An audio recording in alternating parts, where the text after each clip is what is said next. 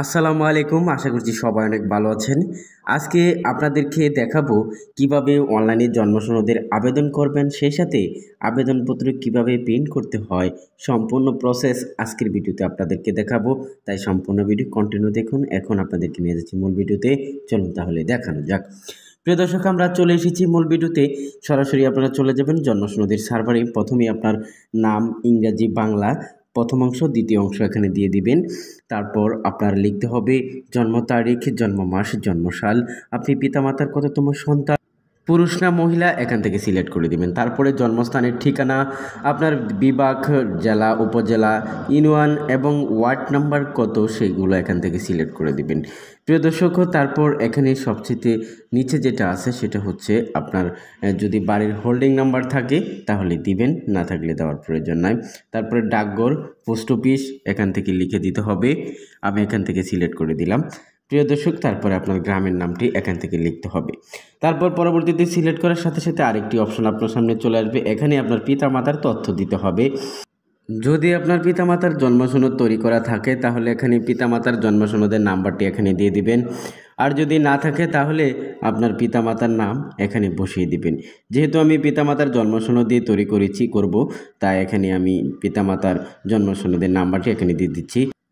তবে অবশ্যই পিতামাতার জন্ম সনদটি যদি ডিজিটাল থাকে, আপনার বাংলা ইংরেজি ভার্সনের থাকে, তাহলে এখানে নাম্বারটি দিবেন।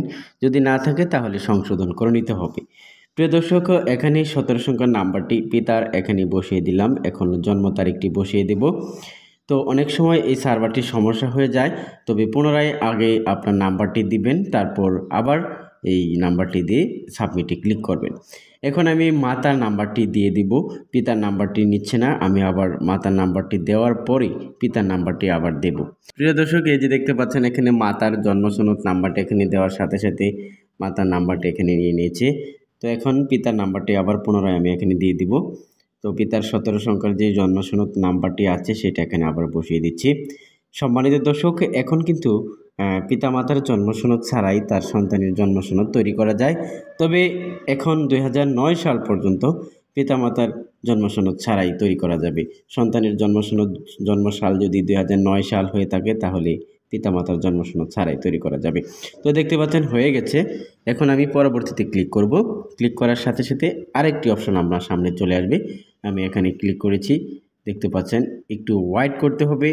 সার্ভার সমস্যা থাকার কারণে একটু অনেক সময় সমস্যা হয়, তো আমি এখানে একটু অপেক্ষা করছি। প্রিয় দর্শক, যারা এখন জন্ম সনদ তৈরি করবেন অবশ্যই পিতামাতার জন্ম সনদ ছাড়া তৈরি করতে পারবেন, যাদের জন্মসাল 2009 এর আগ পর্যন্ত, যেমন 2010, 2011, 2012, 2013 এরকম যদি হয়ে থাকে তাহলে পিতামাতার জন্ম সনদ প্রয়োজন হবে। তো এখানে আরেকটি ধাপ চলে আসছে। এখানে আমি স্থায়ী ঠিকানা, বর্তমান ঠিকানা একই দিয়ে দিয়েছি, আপনারা যদি মনে হয় দিয়ে দিতে পারেন। তারপর এখানে নিজ সিলেক্ট করে তারপরে আপনার প্রয়োজনীয় ফাইলগুলো এখান থেকে আপলোড করবেন। তো আমি এখানে যে কাগজগুলো প্রয়োজন সেই কাগজগুলো এখান থেকে আপলোড করে দিচ্ছি।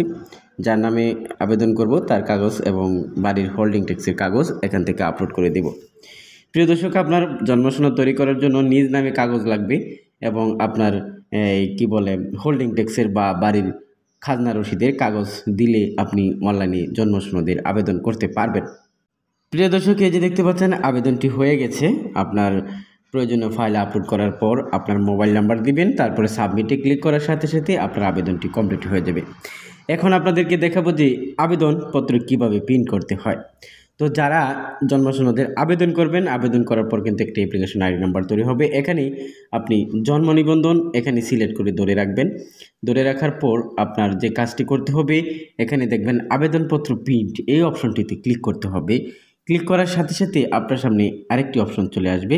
এখানে আপনার কোন আবেদন করেছেন, জন্ম নিবন্ধন নতুন আবেদন না সংশোধন আবেদন। তো এই যে দেখতে পাচ্ছেন এখানে আপনার যে ধরন আছে আবেদনের সেটা কিন্তু এখানে লেখা থাকবে, জাস্ট সিলেক্ট করে দিতে হবে। তো যারা জন্ম সনদের আবেদন করবেন অবশ্যই আপনি নিজ মোবাইল নম্বর ব্যবহার করবেন। যদি নিজ মোবাইল নম্বর ব্যবহার করেন তাহলে ওটিপি কোড নিজের মোবাইলে চলে আসবে। তো এই যে এখানে আমি সিলেক্ট করে দেব নতুন জন্ম নিবন্ধনের জন্য আবেদন, এখানে সিলেক্ট করে দিলাম। তারপর নিচে আপনার অ্যাপ্লিকেশন আইডি নাম্বার দিতে হবে। এখানে আপনার মোবাইলে যেই অ্যাপ্লিকেশন আইডি নাম্বার ছিল সেই অ্যাপ্লিকেশন আইডি নাম্বার এখানে বসিয়ে দিতে হবে। তো আমি এখানে অ্যাপ্লিকেশন আইডি নাম্বারটা এখন বসিয়ে দেব, অথবা অ্যাপ্লিকেশন আইডি নাম্বারটি আপনি কপি করে এখানে পেস্ট করে দিতে পারেন। তারপরে আপনার এখানে জন্ম তারিখ দিতে হবে, প্রথমেই জন্ম দিন, তারপরে জন্ম মাস, তারপরে জন্ম সাল। প্রিয় দর্শক, এখানে যেভাবে আপনার জন্ম সাল জন্ম মাস দেওয়া থাকবে সেভাবে আপনি দিতে হবে। এখানে পিন করুন এই অপশনটিতে ক্লিক করব। ক্লিক করার সাথে সাথে দেখতে পাচ্ছেন আপনার আবেদনপত্রটি প্রিন্ট আপনার অপশন চলে আসছে।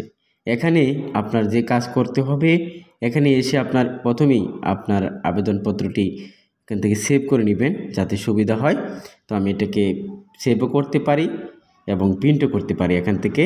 তো আপনার আবেদনপত্রটি আপনি সেভ করে নেবেন। প্রিয় দর্শক, এভাবেই আপনারা খুব সহজে জন্ম নিবন্ধনের আবেদন করতে পারবেন মোবাইলে অথবা কম্পিউটারে ঘরে বসে নিজে নিজে। তবে ফাইলগুলো অবশ্যই যেগুলো আপলোড করবেন মোবাইলে অথবা কম্পিউটারে স্ক্রিনশট দিয়ে নেবেন, অথবা ফাইল 2 MBর বেশি যাতে না হয় সেই সিস্টেম করে নেবেন। প্রিয় দর্শক, তাহলে আজকে এখানে শেষ করছি। সবাইকে ধন্যবাদ জানিয়ে ভিডিওটা সবার মাঝে শেয়ার করে দিবেন, ভিডিওতে একটা লাইক দিবেন এবং চ্যানেলটি সাবস্ক্রাইব করে সঙ্গে থাকবেন এরকম নিত্য নতুন আপডেট পাওয়ার জন্য।